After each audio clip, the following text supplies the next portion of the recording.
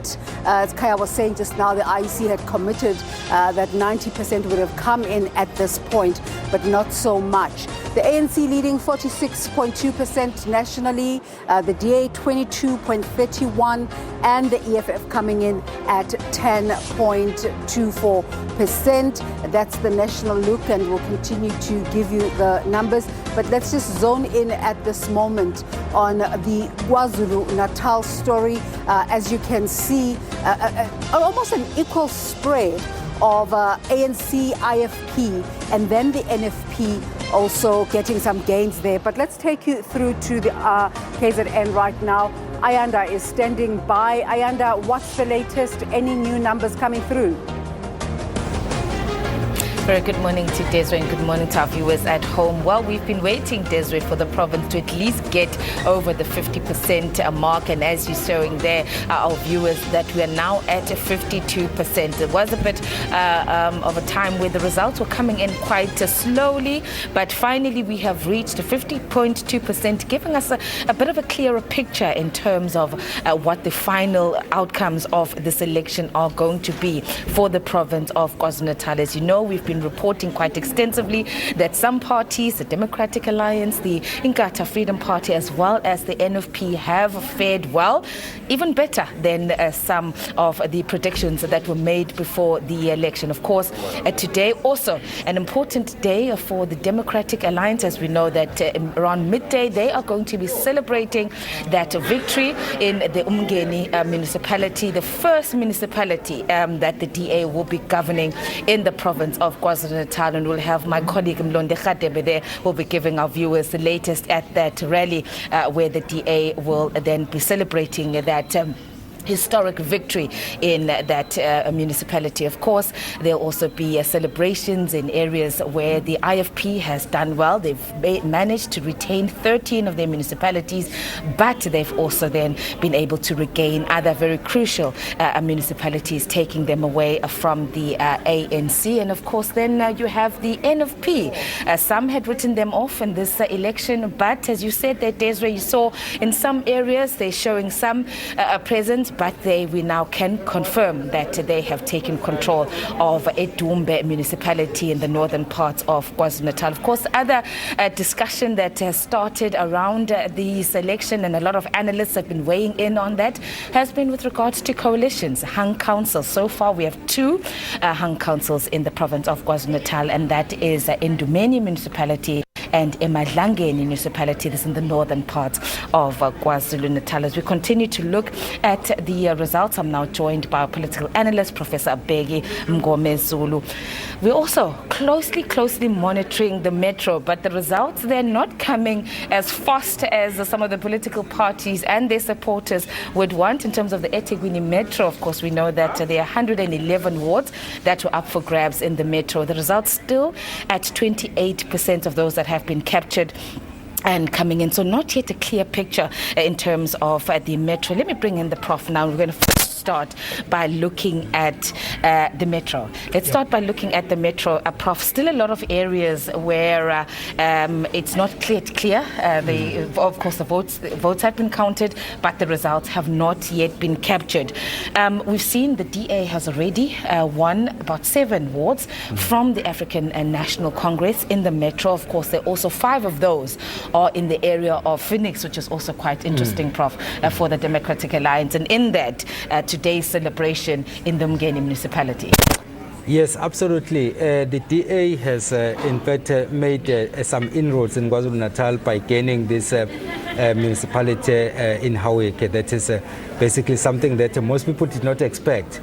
But I think that this should be a wake-up call to the ANC, because once the DA gets one municipality, chances are they are going to build on that going forward. There is a difference, Ayanda, from running a spaza shop and running a big mall. Because if you run a spaza shop, chances are you are going to consolidate all your efforts in that spaza shop and do very well.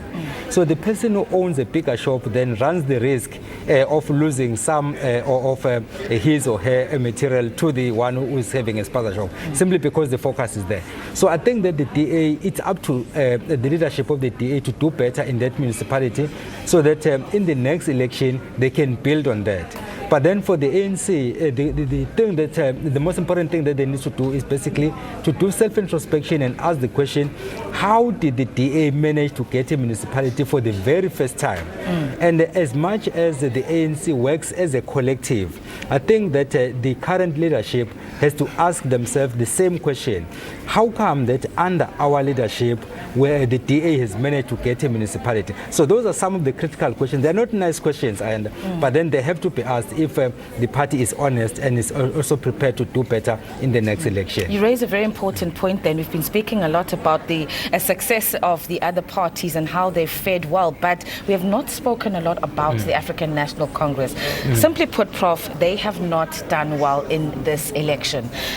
You're speaking about Umngeni municipality. We also know that towards the northern parts of the province, the King Cetshwayo municipalities there are about 4 or 5 local municipalities, which the indications are that the IFP is going to take those municipalities and therefore the districts. So the ANC has actually fared the worst in the province of KwaZulu-Natal, albeit the president of the party, Cyril Ramaphosa, having come to the province of KwaZulu-Natal during the campaign and saying and emphasizing how important the votes and KwaZulu-Natal is in the broader picture for the African National. And I know particularly in the province, political violence, Prof, internal squabbles, issues of service delivery. Do you feel that these are the reasons that have led to the ANC doing so dismally in the province? There are a couple of questions we need to ask, or there are a couple of discussion points that we can focus on. The first one that I would like to make, which is very controversial, and I know that sometimes some of these things we say will upset certain individuals, but they have to be said. The president of the ANC shot himself on the foot when he started off by saying that he's coming with a new dawn, and he's coming to change everything, and he's coming to unite the party, and he's coming to build the party. Okay, now we have those statements. Now we have the elections. You compare the two, and then you try to see, has he in fact done what he promised to do? So that is the most critical question.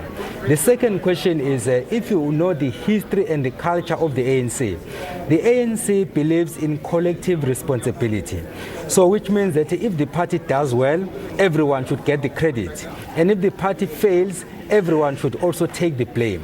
But now with the president having said that he's coming with a new dawn, then it raises a question, who is to blame for this?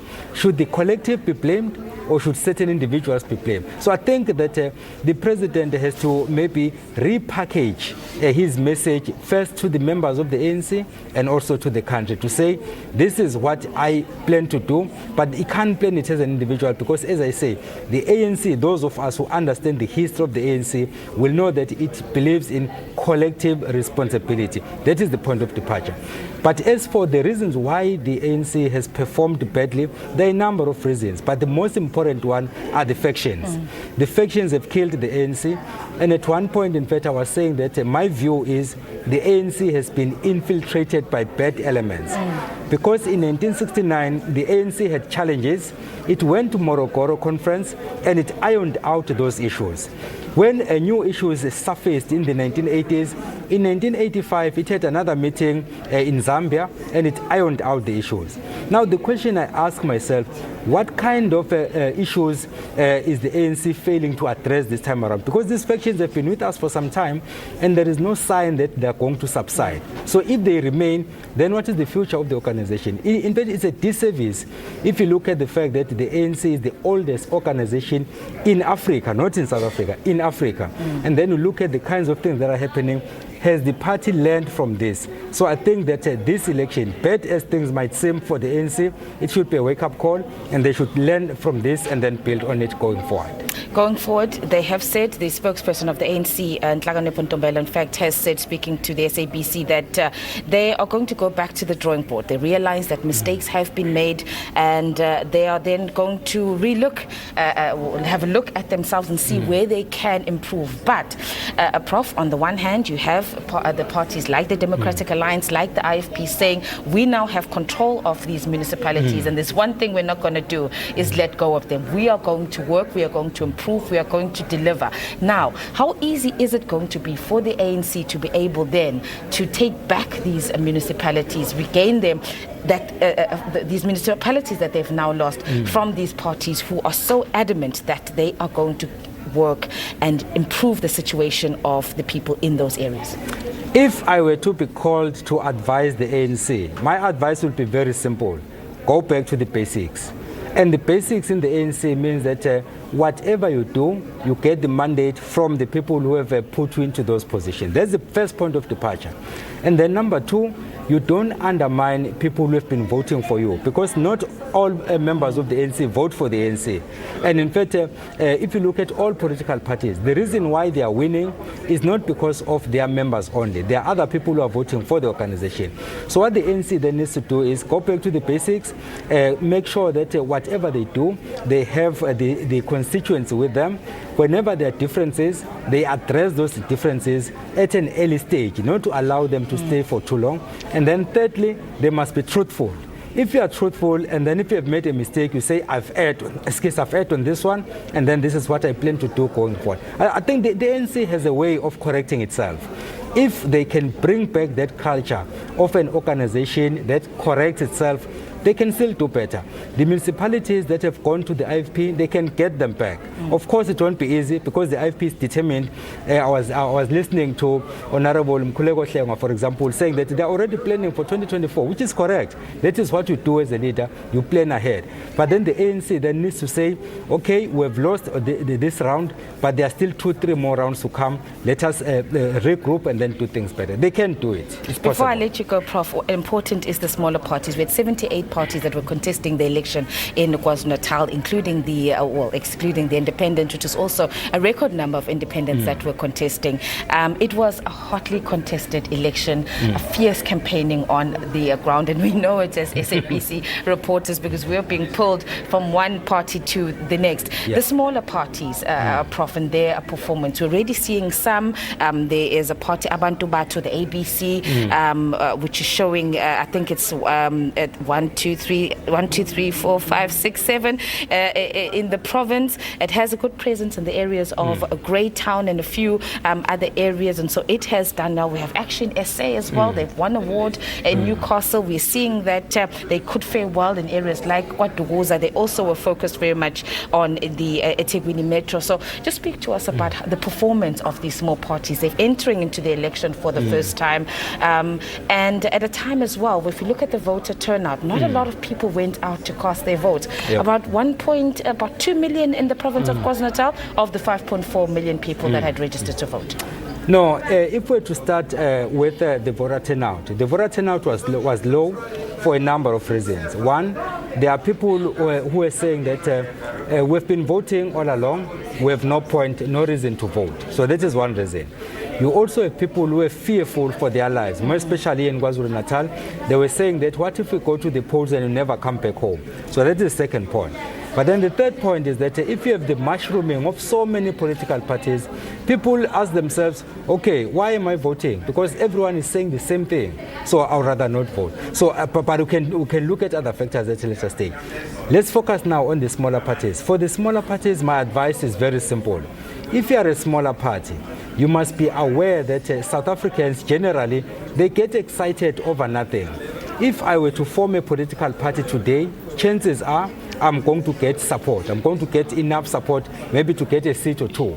But then that support will be short-lived. If you build a party based either on anger or based on excitement, then obviously you are doomed already. because both of these have a short lifespan. So what small political parties need to do then is to say, as much as it is okay for us to enter this space, we must do so cautiously. And then what that means is that you must identify areas of strength and then capitalize on those, but then try to build for the future from day one, because we know that we are not going to be enjoying the support we are enjoying for a longer period. The people are opportunists. When they don't get positions, they will either go back to their old political parties or they will go elsewhere. That is the nature of politics. Ask Hope, they will tell you. And indeed, we've had actually in this election, a lot of these new parties were breakaways from the other more established political parties. Prof, always a pleasure speaking to you, and I know that you're going to be with us for the remainder of the day as the results come through. An update, KwaZulu-Natal, 52% of the votes have now been captured, but as the Prof was saying, it looks like there won't be much change to the results as we see the ANC in the lead, followed by the IFP, the Democratic Alliance, and then the NFP. Of course, as we are here in the Metro, we are going to be closely monitoring the results of the Metro as they come in. It is pretty tight, Prof, in the Metro. We see already the ANC has 6 seats, the DA 3 seats. However, if you look at the percentages, 40.18%, the DA coming in second at 30.15%, and we're not even at half of the wards or the results that have been captured. So it's going to be quite interesting what happens as we continue to monitor the results of the Metro. And of course, as I said today, a celebration by the Democratic Alliance in the Mvoti municipality, where my colleague Mhlongo will be reporting from later today. We're going to leave it here, Desiree, from KwaZulu-Natal. It's back to you. Thanks, Ayanda. And of course, Ayanda is at the KwaZulu-Natal IEC Results Operations Center floor. I'm going to take